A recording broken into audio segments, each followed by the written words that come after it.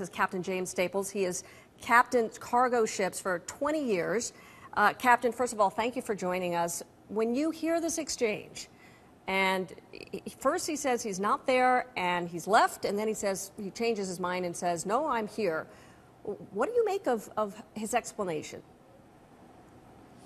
Well, when I first heard this deposition that he gave on what happened, I was shocked. I was amazed that somebody who could be in command would actually leave the vessel like that and not have situational awareness of what was going on around him. I mean, this captain didn't even know how many people were on board his ship, and we're finding out there was well over 3,000 people. How can you not know that you have 3,000 people on board a ship that size and only say you have 100 to 200 people? I'm in disbelief. I can't believe that his situational awareness of what was going on was that bad. I mean, this was terrible. And to leave the vessel in that situation and not know if everybody is safely off is it's delinquent.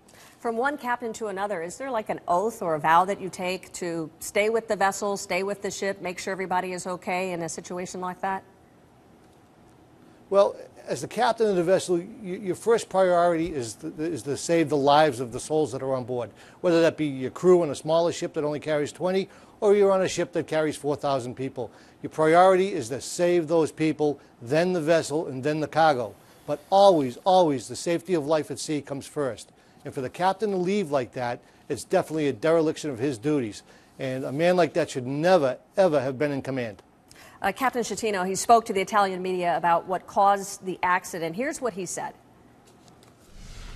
Even though we were sailing along the coast with the tourist navigation system, I believe that the rocks were not detected, as the ship was not heading forward, but sideways, as if underwater there was this rock projection.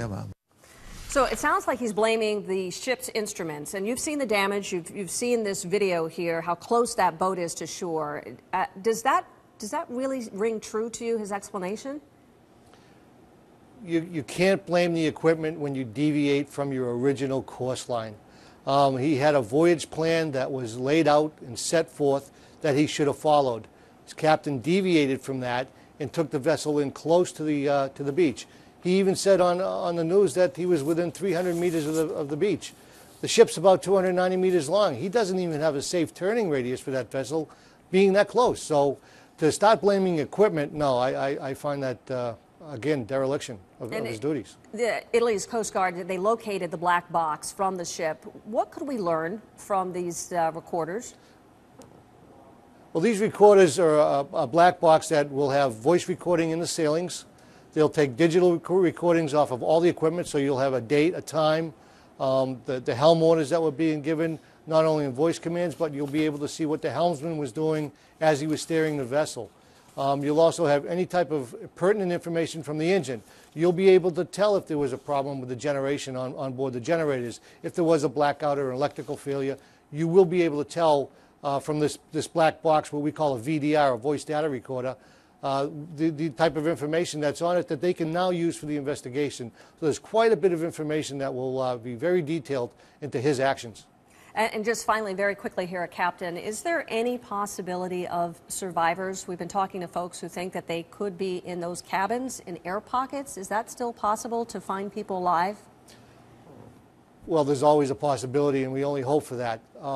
But you're going to have to know where these people were located, who they were, and where their cabins were, and that would tell you on the percentage of possibility of if they're alive. So if they were probably on the port side, I'd say there's probably a good chance of that. But if they're on the starboard side in a lower part of the vessel, then your hopes diminish. But we can only hope for the best, and hopefully there are more people that have survived and are still stuck in the vessel. All right.